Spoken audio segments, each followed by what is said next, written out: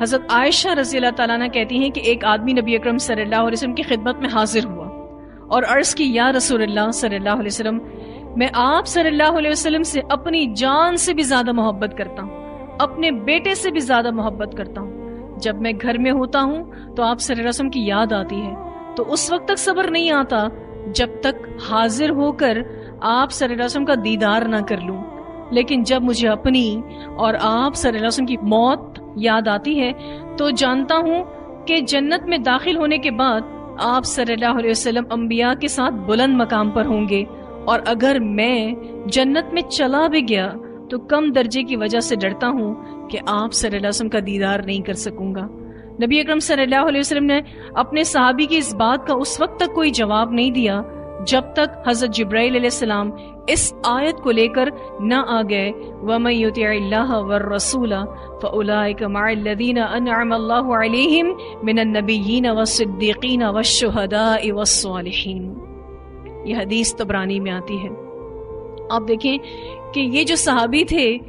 یہ جب اپنے گھر چلے جایا کرتے تھے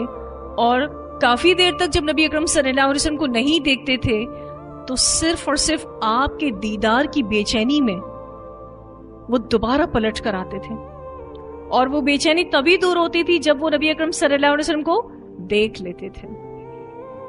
تو ان کو یہ ٹینشن تھا کہ اگر میں مر جاتا ہوں یا آپ صلی اللہ علیہ وسلم فوت ہو جاتے ہیں تو یہ سلسلے تو منقطع ہو جائے گا، اور جنت میں تو نبی اکرم صلی اللہ علیہ وسلم اتنے ہائی رینکس پر ہوں گے، میں اگر چلا بھی گیا تو وہ رینکس نہیں پا سکتا۔ اتنی محبت کا اظہار، آپ صلی اللہ علیہ وسلم خاموش ہو گئے، کوئی جواب نہیں دے پائے۔ کیا جواب دیں اس شخص کی محبت کا؟ اللہ تعالیٰ نے آیت نازل کر دی، ایک بہت پیاری دعا ملتی ہے، اللہم انی اسألک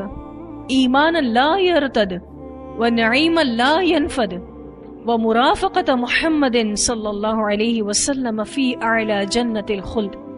اے اللہ، میں تجھ سے ایسے ایمان کا سوال کرتی ہوں جس میں کوئی تردد نہ ہو، کوئی کنفیوژن نہ ہو، یعنی مکمل اور کامل ایمان ہو تجھ پر۔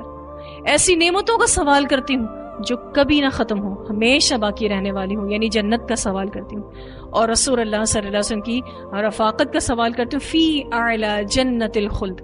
یعنی ٹاپ ہائی رینکس پر اس جنت میں جو ہمیش کی جنت ہے۔ مانگے گا وہی جس کی طلب ہوگی، جس کو یہ چیز چاہیے ہوگی۔ اپنی دعاؤں کو ہم چیک کر لیتے ہیں نا تو ہمیں پتہ چل جاتا ہے ہم چاہتے کیا ہیں، ہماری ترجیحات کیا ہیں، ہماری خواہشات کیا ہیں۔ ہم جب اس طرح کی احادیث پڑھتے ہیں تو ہم بھی نبی اکرم صلی اللہ علیہ وسلم کی وہ محبت محسوس کرتے ہیں، اور کہیں ہمیں ایسا لگتا ہے ہم بھی ایسے ہی جذبات رسول اللہ صلی اللہ علیہ وسلم کے لیے رکھتے ہیں کہ اللہ ہمیں بھی آپ صلی اللہ علیہ وسلم کی رفاقت نصیب کرے۔ لیکن یہ ایسے ہی مل جائے گی؟ یہ ایسے ہی تو نہیں ملے گی، زندگی بھی ایسی ہونی چاہیے۔